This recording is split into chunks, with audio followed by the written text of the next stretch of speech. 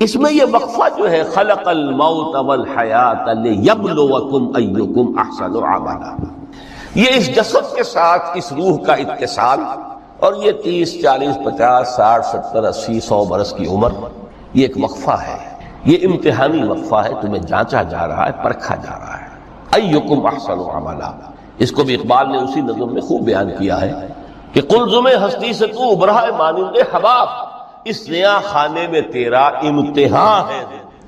اب اگر تو دو چیزیں انسان پر واضح رہیں، اور نہ صرف واضح رہیں، مستحضر رہیں، واضح تو ہو جاتی ہے ایک چیز، پھر آدمی بھول جاتا ہے تو کوئی فائدہ نہیں دیتا اس کو، مستحضر ایک یہ کہ اصل زندگی آخرت کی زندگی طویل ہے، بل تؤثرون الحیات الدنیا والآخرۃ خیر وابقیٰ کلا بل تحبون العاجلہ وتذرون الآخرہ، تم اس عاجلہ کو پسند کرتے ہو، اس دنیا کی زندگی کو تم ترجیح دیتے ہو، جبکہ آخرت ہے جو باقی رہنے والی ہے، ابدی۔ اگر تو یہ معلوم ہو، جیسا کہ سورہ عنکبوت کی آیت کے حوالے سے میں نے آپ کو آیت سنائی کہ وما هذه الحیات الدنیا الا لہو ولعب وان الدار الاخرۃ لہی الحیوان لو کانوا یعلمون، اصل زندگی جو ہے وہ آخرت کی زندگی ہے، کاش کہ انہیں معلوم ہوتا۔ ایک حقیقت تو یہ معلوم ہو اور مستحضر رہے کہ اصل زندگی آخرت کی زندگی ہے، اور دوسری حقیقت یہ کہ یہ دنیا کی زندگی ایک امتحانی وقفہ ہے۔ قلزم ہستی سے تو ابھرا ہے مانند حباب، اس نیا خانے میں تیرا امتحان ہے۔ یہ مستحضر رہے تو اس کا نتیجہ کیا نکلے گا؟ انسان دنیا پرست نہیں بنے گا، متاع ہے دنیا، برتنے کی چیز ہے۔ وما هذه الحیات الدنیا الا متاع، برتنے کی چیز ہے، برتو اسے۔ اب میں یہاں آپ کو کچھ حدیثیں بھی سنا دینا چاہتا ہوں۔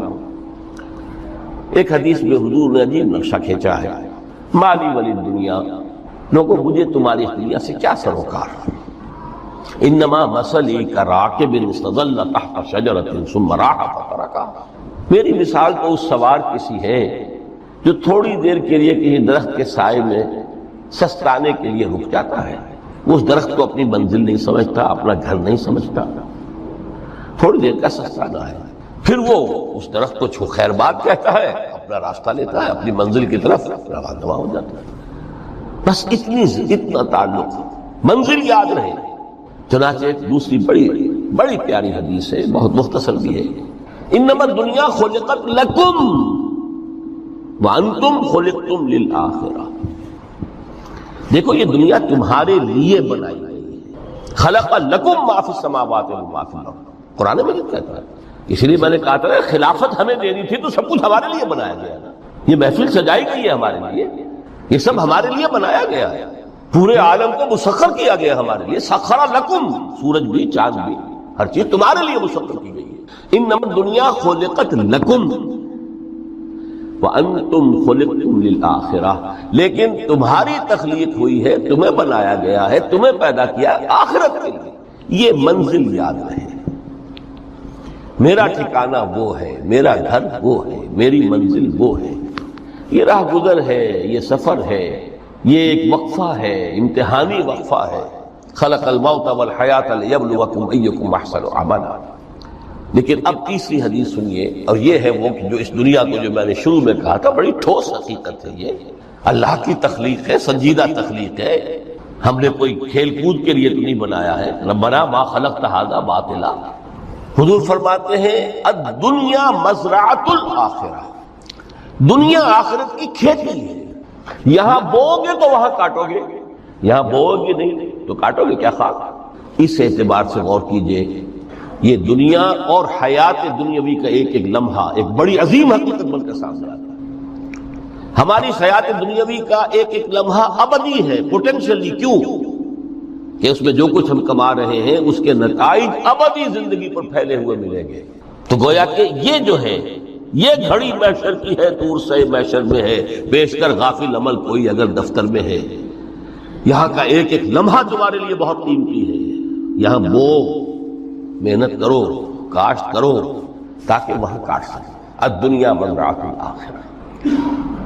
اب دیکھیے یہ جو انداز ہے قرآن کا، وما الحیات الدنیا الا متاع الغرور، جو ہماری گفتگو کا عنوان ہے، اس کے دو نتیجے نکلتے ہیں عملاً۔ ایک نتیجہ جو صحیح ہے، جو قرآن نکالنا چاہتا ہے، جس کی طرف اسلام رہنمائی کرتا ہے، ایک ہے بالکل منفی نتیجہ جس کی اسلام نفی کرتا ہے۔ وہ منفی نتیجہ کیا ہے؟ دنیا دھوکے کی ٹٹی ہے، چھوڑو گھر گھرستی کو، دفع کرو، رب سے لو لگانی ہے۔ یہ شادی کر کے اور گھر گھرستی کا کھکیڑ بول لینا، کہاں ایک پیٹ کا پالنا، کہاں 10 پیٹ لگ جائے پیچھے، اسی میں آدمی جو ہے گم ہو کر رہ جاتا ہے۔ لہذا گھر گھرستی کو چھوڑو، تجدد کی زندگی گزارو۔ پھر یہ تمدن ہر جگہ شر ہے، برائی ہے، دھوکہ ہے، فریب ہے، جھوٹ ہے، دفع ہو جاؤ، جاؤ کہیں پہاڑوں کی چوٹیوں پر، کہیں غاروں میں، گفاؤں میں، کہیں جنگلوں میں گنی روا۔ یہ ہے اس کا ایک منطقی نتیجہ جو نکلا ہے دنیا میں، اور تقریباً تمام مذاہب عالم میں نکلا ہے۔ رحمانیت جس کی جس شد و بد کے ساتھ نفی کی ہے محمد رسول اللہ صلی اللہ علیہ وسلم، لا رحمانیت فی الاسلام، اسلام میں کوئی رحمانیت نہیں، نفی ہے، مکمل نفی، لا رحمانیت فی۔ فرمایا کہ النکاح من سنتی، یہ میری سنت ہے، میرا طریقہ ہے، گھر گھرستی کی زندگی اختیار کرنا یہ میری سنت ہے۔ 3 صحابہ پر کچھ اسی طرح کا غلبہ ہو گیا تھا۔ صحابہ میں ہر طرح کے لوگ تھے،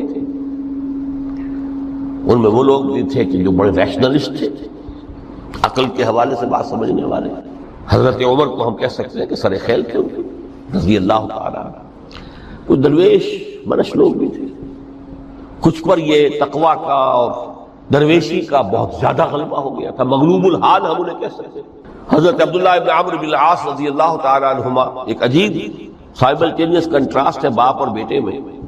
عمرو بن العاص بہت بڑے سیاستدان، مدبر، عرب نے چوٹی کے جو 3 سیاستدان پیدا کیے ان میں سے ایک عمرو بن العاص ہے، واریر، کانکرر، سیاستدان۔ لیکن عبداللہ ابن عمرو بن العاص بالکل درویش، روزانہ روزہ ساری رات کھڑے ہیں، نہ بیوی سے کوئی سروکار، نہ کسی سے کوئی سروکار۔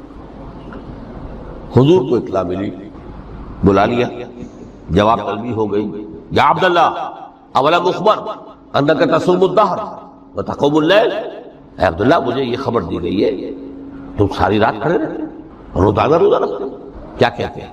جی حضور ایسا تو ہے۔ لا تفعل، مت کرو ہرگز، فإن لنفسك عليك حقا وإن لزوجك عليك حقا وإن لزورك عليك حقا۔ دیکھو تم پر تمہارے اس جسم کا اور نفس کا بھی حق، اسے آرام بھی دو، اس کی ضروریات بھی پوری کرو، اس کی دیکھ بھال بھی کرو، یہ بھی تمہارے پاس امانت ہے اللہ کی۔ پھر تم پر تمہاری بیوی کا حق ہے۔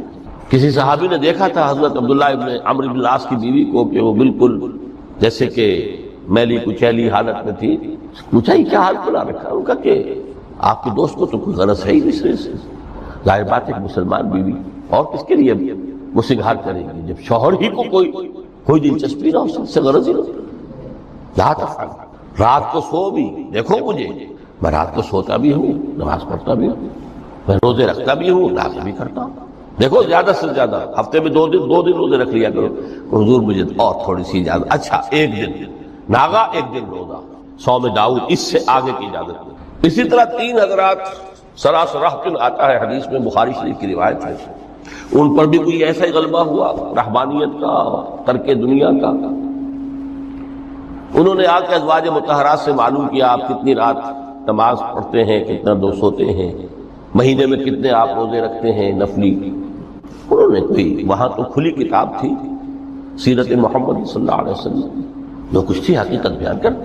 اب دیکھیے ایک عجیب ذہنیت، انہوں نے دیکھا کہ یہ تو کم ہے، ان کے اندازے کے اعتبار سے تو بہت کم ہے، لیکن یہ کہ اپنے آپ کو ذرا تسلی، حضور کی تو کوئی ضرورت نہیں ہے، آپ تو معصوم ہیں، آپ کا سے گناہ نہیں ہوا، کوئی خطا نہیں ہوئی، آپ کے لیے تو یہ اتنی عبادت ہمارے لیے تو کافی نہیں ہے، ہم تو گناہ گار ہیں۔ ایک نے عہد کیا کہ میں کبھی نہیں سوؤں گا، رات بھر کھڑا رہوں گا۔ دوسرے نے کہا کبھی ناغا نہیں کروں گا، ہر روز روزہ رکھوں گا۔ تیسرے نے کہا میں شادی بیاہ کے کھکیڑ میں پڑوں گا۔ حضور کو اطلاع مل گئی، طلب فرمایا، ڈانٹا، آپ لوگوں نے یہ کہا ہے؟ جی ہاں میں کہا تھا۔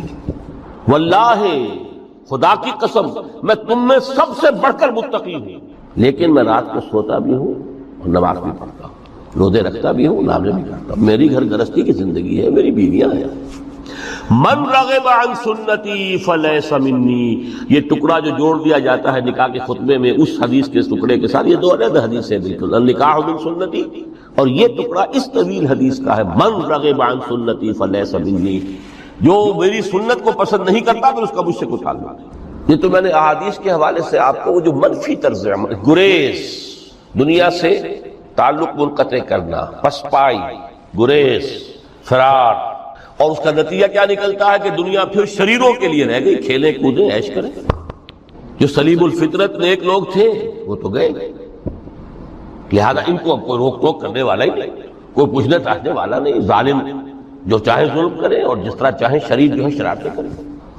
قرآن مجید میں سورہ حدید اس اعتبار سے نہایت عظیم صورت ہے، نہایت عظیم صورت ہے کہ وہاں یہ آیت بھی بہت ہی شاندار انداز میں آئی ہے، متاع الغرور والی، خاصی طویل آیت بن کر آئی ہے، اور جیسا کہ میں نے عرض کیا 4 جگہ تو حیات دنیاوی کو کہا گیا ہے صرف لہو و لعب یا لعب و لہو، لیکن یہاں جو ہے آیت نمبر 20 اعلموا انما الحیات الدنیا لعب و لہو و زینت و تفاخر بینکم و تکاثر فی الاموال والاولاد، 5 الفاظ کے حوالے سے اس حیات دنیاوی کے کچھ حقائق بیان کیے گئے۔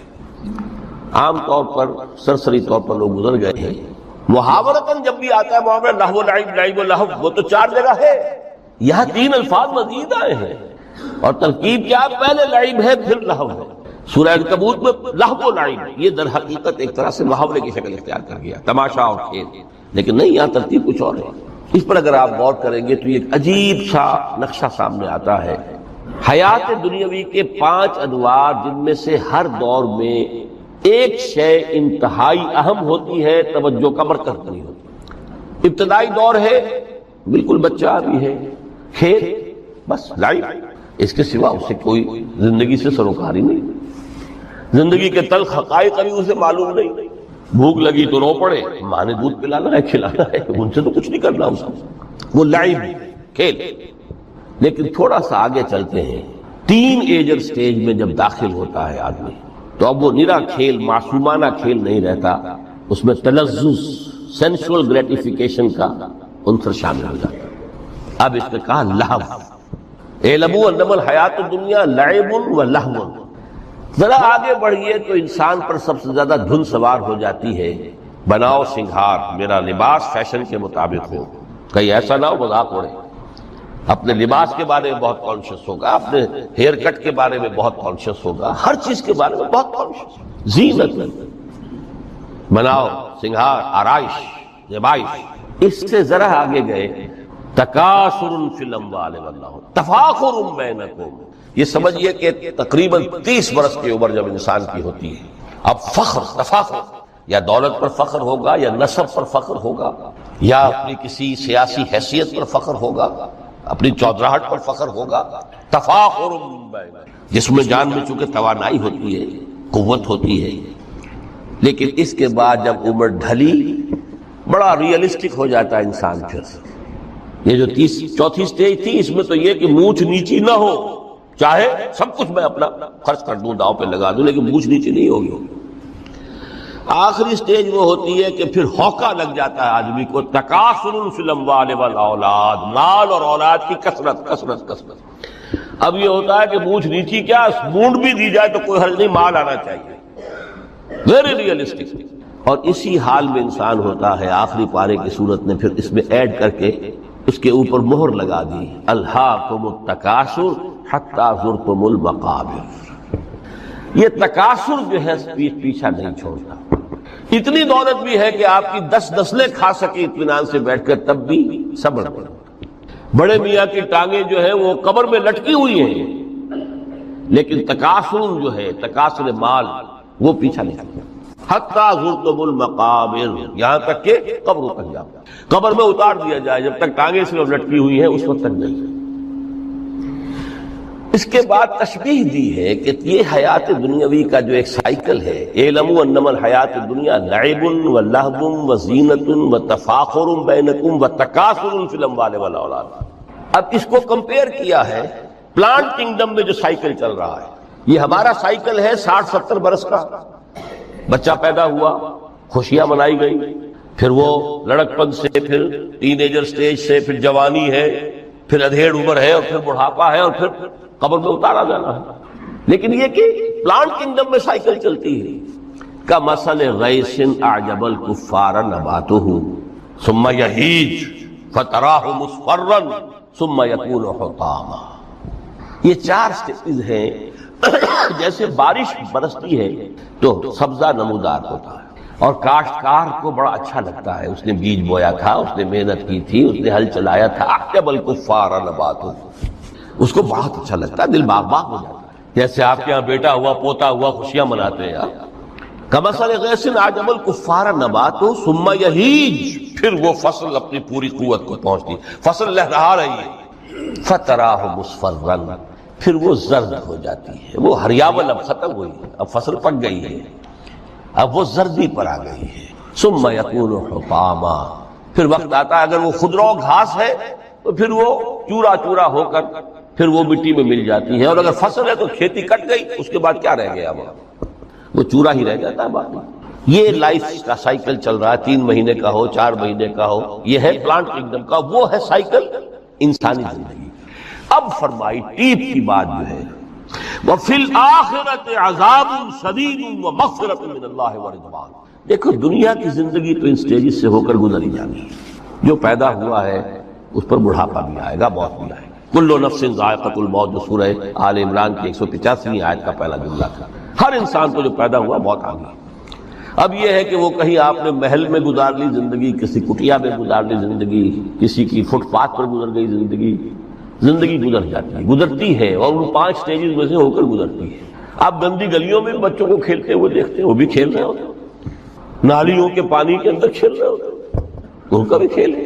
گندے جوہڑ میں کھیل رہے ہوتے ہیں. وہ تو ہے زندگی کی وہ سٹیج جو ہے کھیل کی ہے. کسی کے پاس بڑے قیمتی کھلونے ہیں، ان سے کھیل رہا ہے، کوئی اس طرح گلی ڈنڈا کھیل رہا ہے یا کچھ اور کھیل رہا ہے. لیکن وہ 5 سٹیجز تو آئیں گی. اعلموا انما الحیات الدنیا لعب ولہو وزینۃ وتفاخر بینکم وتکاثر فی الاموال والاولاد کمثل غیث اعجب الکفار نباتہ ثم یہیج فتراہ مصفرا ثم یکون حطاما وفی الآخرۃ عذاب شدید ومغفرۃ من اللہ ورضوان. آخرت میں جا کر یہ بائیفرکیشن ہو جانی ہے، یا تو شدید عذاب اور یا اللہ کی مغفرت اور رضا. Now the choice is yours. اما شاکرا و اما کفورا، فیصلہ تم خود کر لو. وما الحیات الدنیا الا متاع الغرور. یہاں بھی آخری الفاظ وہ ہے کہ دنیا کی زندگی دھوکے کے سوا کچھ نہیں. کیوں؟ اگر تو دنیا کی زندگی میں گم ہو گئے، جیسے کہ اقبال نے کہا ہے کہ کافر کی یہ پہچان کے آفاق میں گم ہے، اور مومن کی یہ پہچان کے گم اس میں ہے آفاق. دنیا میں رہو، طالب دنیا نہ بنو، طالب عقبہ، طالب آخرہ.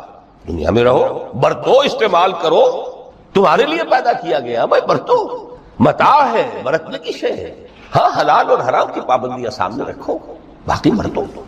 مطلوب یہ نہیں ہو، مقصود یہ نہیں، مطلوب آخرہ ہو. انما الدنیا خلقت لکم وانتم خلقتم للآخرہ. منزل وہ رہے، مستحضر رہے، سامنے رہے کہ میں تو اجنبی ہوں، یہاں یہ میرا وطن نہیں ہے. الدنیا سجن المومن و جنت الکافر. جیسے کسی پرندے کو کسی پنجرے میں بند کر دیا گیا ہو، اس طرح ہمیں اس دنیا میں بھیج دیا گیا. اللہ کی مرضی اس نے بھیجا ہے. جب تک وہ چاہتا ہم رہیں گے یہاں، لیکن ہمارا دل یہاں نہیں لگے گا. بازار سے گزرا ہوں، خریدار نہیں ہوں، طالب دنیا نہ. تب تو یہ کوئی دھوکے کا سودا نہیں، وطن نہیں، بالکل نہیں. حضور نے خود فرمایا مجھے تمہاری اس دنیا میں سے فلاں فلاں چیزیں بہت پسند ہیں. اور کس قدر ریئلسٹک ہیں. آپ نے عورتوں کے بارے میں فرمایا مجھے اس دنیا سے پسند ہے عورت. کوئی تصنع اور کوئی بھی تکلف اور کوئی خلاف فطرت بات نہیں کی محمد رسول اللہ صلی اللہ علیہ وسلم. آنکھوں کی ٹھنڈک میری نماز میں ہے، مجھے خوشبو پسند ہے. عورت کی طرف بھی آپ کا رجحان تھا. قرآن مجید میں آتا ہے نا، اے نبی اب کوئی اور نکاح آپ نہیں کریں گے. وَلَوْ أَعْجَبَتْكَ حُسْنُهُنَّ، چاہے ان کا حسن جو ہے وہ آپ کو اچھا لگے، اب اجازت نہیں ہے مزید، بس فل سٹاپ. جتنے نکاح ہو چکے ہو چکے. تو یہ دنیا کو حضور نے صلی اللہ علیہ وسلم دنیا پر سوار رہو، دنیا کو اپنے اوپر سوار نہ ہونے دو. بس بات صرف یہ ہے. کافر کی یہ پہچان کہ آفاق میں گم ہے. اسی لیے سورہ کہف کا ایک مرکزی مضمون ہے. پہلے رکوع میں بات آتی ہے انا جعلنا ما علی الارض زینۃ لها لنبلوہم ایہم احسن عملا، ہم نے اس دنیا پر جو کچھ ہے، یہ اسکائی اسکریپرز بن گئے ہمارے زمانے میں، اور یہ شاندار بلڈنگز ہیں، اور یہ کچھ ہے، ہم نے زینت اور زیبائش اور آرائش بنا دیا ہے تاکہ آزمائیں، انہی کے حسن کے شکار ہو جاتے ہو اور ان کے پرستار بن کر رہ جاتے ہو۔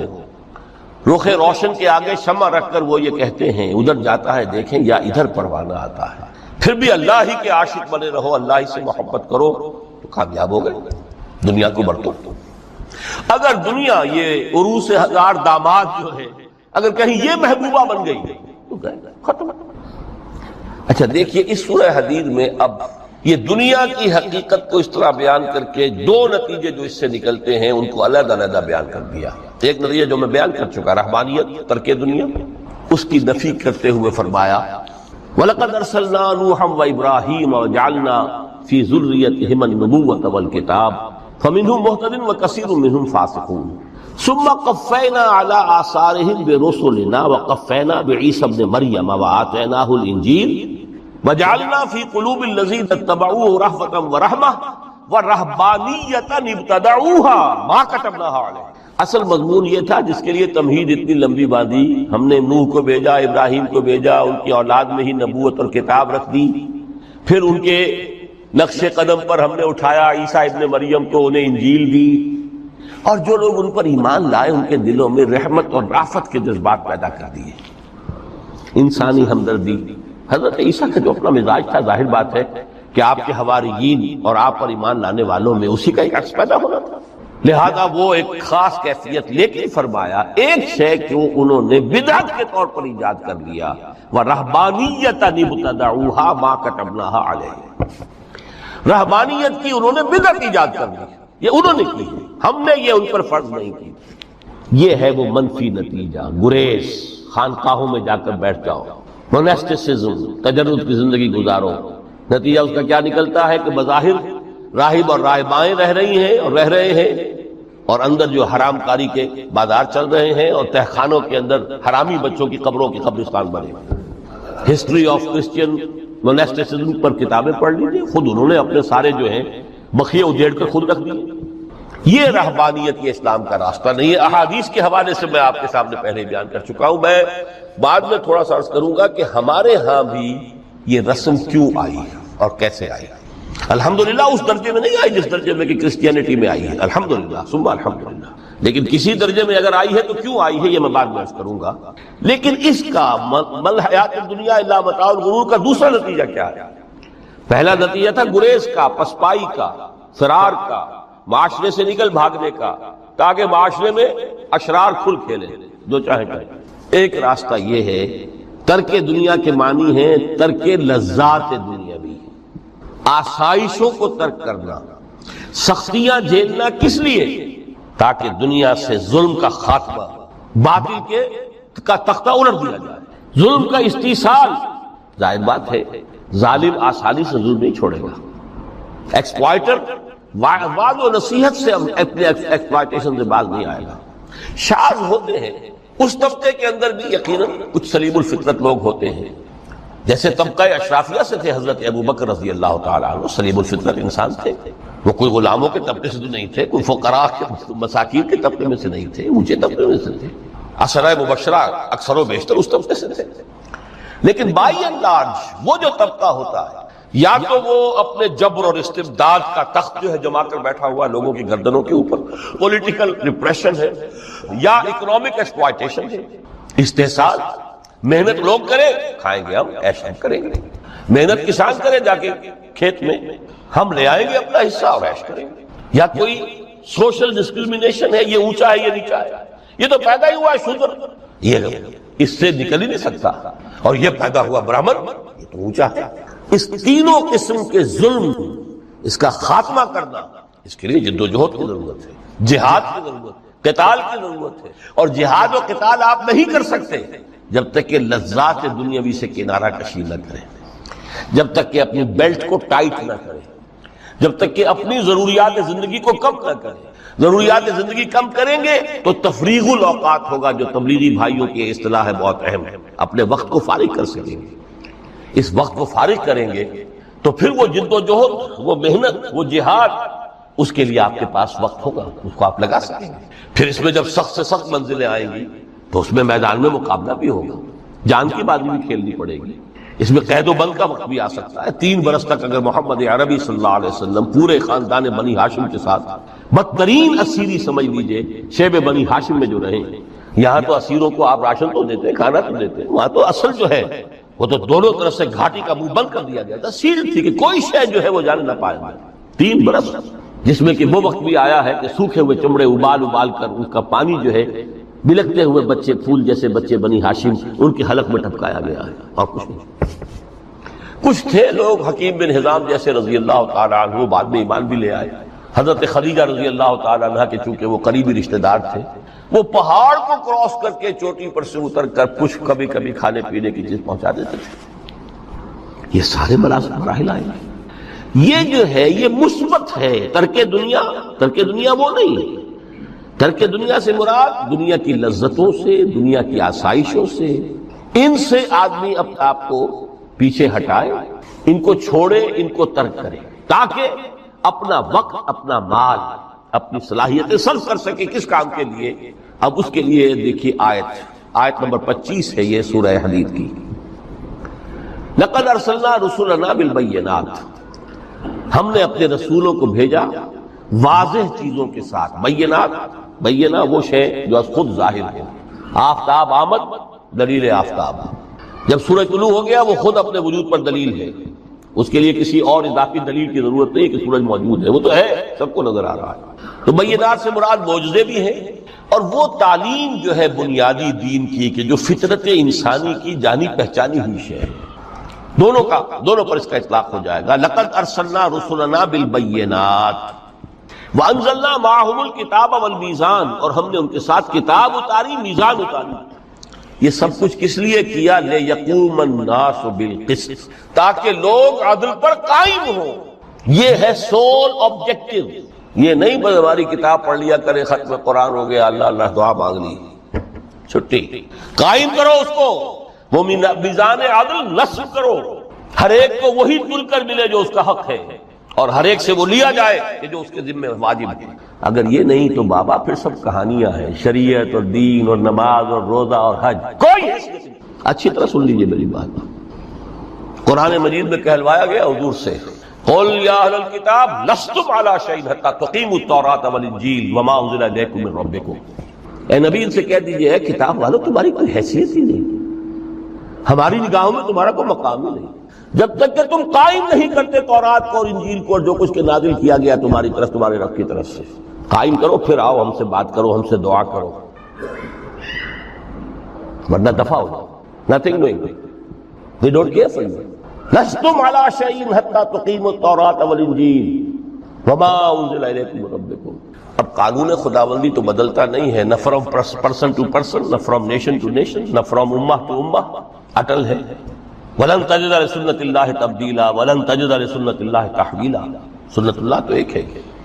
اب اس آیت کو ذرا پڑھیے، قُلْ يَا أَهْلَ الْقُرْآنِ لَسْتُمْ عَلَىٰ شَيْءٍ حَتَّىٰ تُقِيمُوا الْقُرْآنَ وَمَا أُنزِلَ إِلَيْكُم مِّن رَّبِّكُمْ۔ کہہ دو اے محمد کہ اے قرآن والو تمہاری کوئی حیثیت نہیں ہے ہمارے سامنے جب تک کہ تم قرآن کو قائم نہیں پڑھ لو اور اس کے قرات کے مقابلے منعقد کرا لو اور سونے کے تاروں سے اسے لکھ لو اور اس کو جو چاہو کر لو، کوئی حیثیت نہیں۔ قائم کرو اس قرآن کو، اس کے نظام کو، اس کے قانون کو، جو حضرت ابوبکر نے فرمایا تھا، پہلا خطبہ جو دیا ہے آپ بیعت خلافت کے بعد، تم میں ہر قوی میرے نزدیک ضعیف ہوگا جب تک کہ اس سے حق وصول نہ کر لو، اور ہر ضعیف قوی ہوگا جب تک کہ اسے اس کا حق دلا نہ۔ سورہ شورى میں حضور سے کہلوایا گیا، قل وَأُمِرْتُ لِأَعْدِلَ بَيْنَكُمْ، مجھے یہ حکم ہوا ہے کہ میں تمہارے مابین عدل قائم کروں۔ میں واعظ بن کر نہیں آیا، میں بدھ مت کے بھکشو بنانے کے لیے نہیں آیا تمہیں۔ ہاں انقلابی عمل میں ایک مرحلہ آتا ہے، بدھ مت کے بھکشو بننا پڑتا ہے کچھ عرصے کے لیے، تیاری کا مرحلہ، وہ میں ابھی بعد میں ذرا بیان کر دوں گا، لیکن مستقل نہیں ہے یہ بدھ مت کے بھکشو۔ یہ بدمعاش جس طرح چاہیں کھل کھیلیں، ظالم جس طرح چاہیں لوگوں پر ظلم کرتے رہیں، تشدد اور جبر کا جس طرح سے چاہے معاملہ کرے، استحصالی نظام جس طرح ہوتا ہے چلتا رہے۔ شاہ ولی اللہ دہلوی رحمۃ اللہ علیہ کے الفاظ میں، انسانوں کی عظیم اکثریت ڈھور ڈنگر بن جائے، صبح سے لے کے شام تک کمر توڑ دینے والی مشقت کے بعد بمشکل 2 وقت کی روٹی ملتی ہو، اس کا کبھی خیال اسے اللہ کا آئے گا؟ کبھی اللہ سے لو لگا سکے گا؟ دنیا نے تیری یاد سے بیگانہ کر دیا تو اس سے بھی دل فریب ہے غم روزگار کے۔ اس لیے حضور نے فرمایا کاد الفقر ان یکون کفرا، یہ فقر جو ہے یہ تو انسان کو کفر تک پہنچانا۔ عدل قائم کرو۔ تو دیکھیے یہ آیت انتہائی گمبھیر آیت ہے قرآن مجید کی سورہ حدید کی، جس طرح وہ آیت متاع الغرور والی جس شان کے ساتھ سورہ حدید میں آئی ہے، اعلموا انما الحیات الدنیا لعب ولہو وزینۃ وتفاخر بینکم وتکاثر فی الاموال والاولاد کمثل غیث اعجب الکفار نباتہ ثم یہیج فتراہ مصفرا ثم یکون حطاما وفی الآخرۃ عذاب شدید ومغفرۃ من اللہ ورضوان وما الحیات الدنیا الا متاع الغرور۔ لیکن اس کا نتیجہ کیا نکلنا چاہیے؟ لقد ارسلنا رسلنا بالبینات وانزلنا معهم الکتاب والمیزان لیقوم الناس بالقسط۔ Now prepare for the shock۔ میرے نزدیک میرے علم کی حد تک شاید دنیا کی کوئی انقلابی کتاب نہ ہو جس نے اس قدر عریاں طور پر کھل کر یہ کہا ہو کہ ظالموں کی سرکوبی کرو، کچلو ان کے ساتھ۔ وانزلنا الحدید، ہم نے لوہا بھی اتارا ہے۔ ایک وقت آتا ہے ظلم نہیں ختم ہوتا جب تک کہ لوہے کی طاقت ہاتھ میں نہ آئے۔ انزلنا الحدید، ہم نے صرف کتاب ہی نہیں اتاری ہے، لوہا بھی اتارا ہے۔ فیہ باس شدید، اس میں جنگ کی صلاحیت ہے۔ ومنافع للناس، لوگوں کے لیے کچھ اور منفعتیں بھی ہیں، کوئی توا پرات چمٹا یہ بھی بنا لو، ٹھیک ہے، لیکن اصلا یہ اسلحہ کے لیے۔ وانزلنا الحدید، اسی تو سورہ حدید کا نام حدید ہے۔ فیہ باس شدید ومنافع للناس ولیعلم اللہ من ینصرہ ورسلہ بالغیب۔ اللہ دیکھنا چاہتا ہے کون ہے اس کے وفادار بندے تو اس لوہے کی طاقت کو ہاتھ میں لے کر مدد کرتے ہیں اس کی اور اس کے رسولوں کی غیب میں ہونے کے باوجود۔ ان اللہ قوی عزیز، ویسے اللہ قوی ہے، عزیز ہے، آنے واحد میں کفر کو ختم کر دے جب چاہے، آنے واحد میں ظالموں کا ظلم جو ہے وہ ختم کر کے رکھے، وہ سب کچھ کر سکتا ہے۔ لیکن پھر تمہاری آزمائش کیسے ہوگی؟ کیسے معلوم ہوگا ہوز ہو، کس کا کیا مقام تھا، کس کے پاس کتنا یقین کا سرمایہ تھا، کس کے ایمان کی گہرائی اور گہرائی کا کیا عالم تھا، کس نے ہمارے دین کے لیے کیسی کیسی قربانیاں جھیلی ہیں۔ یہ ہے ترک دنیا جو موسٹ پروفاؤنڈ ہے، نتیجہ خیز ہے، خیر کو وجود میں لانے کے لیے ہے، لیکن اس کی مثالیں موجود ہیں۔ حضرت مصعب بن عمیر رضی اللہ تعالی عنہ، ایام جاہلیت میں کہا جاتا ہے ان کا جوڑا جو ہے شام سے تیار ہو کر آتا تھا، جیسے کبھی مشہور ہے کہ پنڈت نہرو کا بھی کپڑے سل کر آتے تھے پیرس سے، موتی لال